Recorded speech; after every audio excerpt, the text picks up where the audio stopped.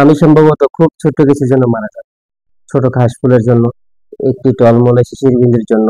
আমি হয়তো মারা যাব চৈত্রের বাতাসে উড়ে যাওয়া একটি পাখির জন্য। প্রকৃতি এবং প্রকৃতির খুব ছোট ছোট বিষয়গুলো আমাদেরকে অনেক বেশি আন্দোলিত করে। যদিও জীবনে সুদীর্ঘ এক সময় কেটেছে শহরে, শহরের যন্ত্রে, শহরের মানুষ এবং শহরের গলিগলিতে। শহরের কোলাহল থেকে শান্তির খোঁজে চলে আসুন গ্রামে। গ্রামে আসলে আপনার মন প্রশান্তি হয়ে যাবে। আমাদের এই রাস্তা চলে গেছে বহু দূর, ডান পাশের রাস্তাটা চলে গেছে রামনগর, আর সোজা চলে গেছে কালিকাপুর। কিছু রাস্তা আমাদের এখনো কাঁচা আছে, যে রাস্তাগুলো এখন তেমন একটা দেখা যায় না, কাঁচা রাস্তা প্রায় রাস্তা ফাঁকা হয়ে গেছে।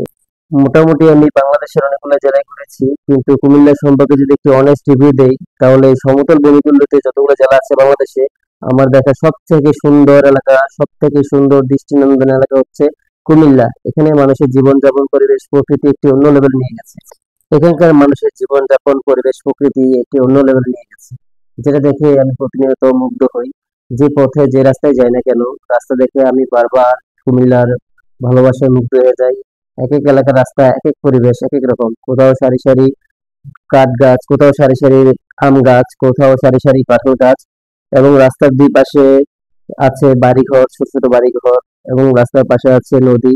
এবং এই পথ ধরে মানুষ চলে যায় তাদের গন্তব্যে। এবং ন্যাচারাল যে একটি, যে কালার, যে ন্যাচারাল যে একটা ভাইব থাকে, এবং সেটা ফিল করার মতো, যেখানে আসলে ওভার কোনো নয়েজ নাই, যেখানে কোনো সাউন্ড পলিউশন নাই। হয়তো আরো অনেক সুন্দর জায়গা আছে, যে এর থেকে অনেক সুন্দর, হয়তো আমার চেনা নাই, জানা নাই। তো আমি প্রতিদিন কোথাও না কোথাও যাই, সময় পেলে ঘুরতে বের হয়ে যাই বিভিন্ন অচেনা গ্রামে, অচেনা রাস্তা দিয়ে। এবং যেটা আমি খালি চোখে দেখি সেটা আপনাদেরকে দেখানোর চেষ্টা করি। এবং সব থেকে দেখার মতো এলাকা হচ্ছে আমাদের গ্রাম। আমাদের গ্রামের জীবনযাপন, পরিবেশ, প্রকৃতি খুবই সুন্দর। আমাদের গ্রামের পাশ দিয়ে যে নদীটি বয়ে গেছে সেটি যে গোমতী নদী, এই নদী থেকে আমরা পানি আহরণ করে চাষাবাদ করে থাকি। গ্রামের এই মেঠোপথ ধরে ছেলেরা সাইক্লিং করে ঘুরে বেড়ায় নিজেদের মতো করে। এক সময় আমরা শৈশবের সময় এইভাবে সাইকেল চালাতাম, এখন আমরা আর সাইকেল চালানোর সময় পাই না।